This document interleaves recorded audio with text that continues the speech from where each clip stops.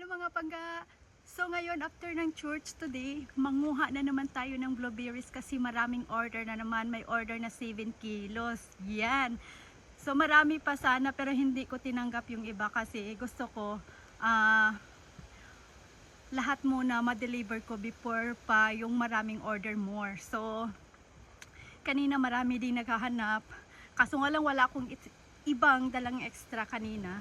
So ngayon, dito na naman tayo, manguha na naman tayo pag uwi ng bahay. Nagbihis lang, nagluto ng pagkain sa anak, then after dumiritso na dito sa forest. Pero dito ako sa another side ng forest, hindi na ako doon sa sobrang hirap ng daanan na maakyat talaga mabato-bato.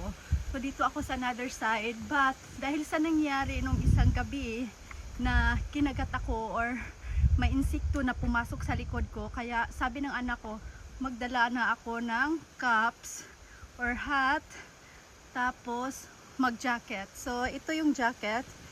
So ito yung sinasabi ng anak ko na i-check din niya ako pag uwi ko lagi galing sa forest. Pag uwi ko ng bahay galing sa forest.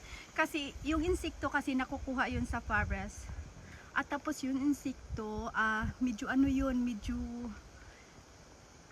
medyo dangerous yung insekto na yon. Kailangan kunin sa after 1 day kung hindi magkakasakit. May iba pa na lumala yung sakit or pwede mo pang ikamatay yon.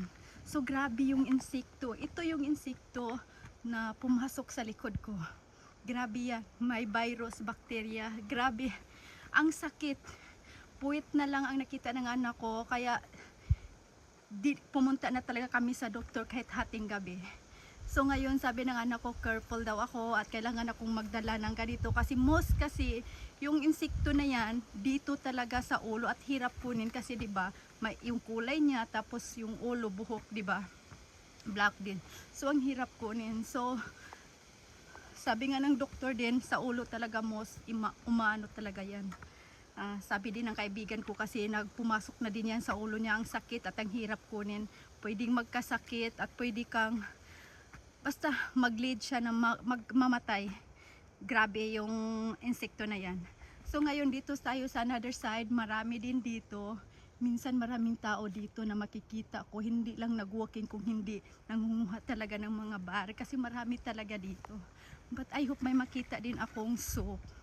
So ngayon mga pangga, meron akong jacket gaya ng sugo ng anak ko.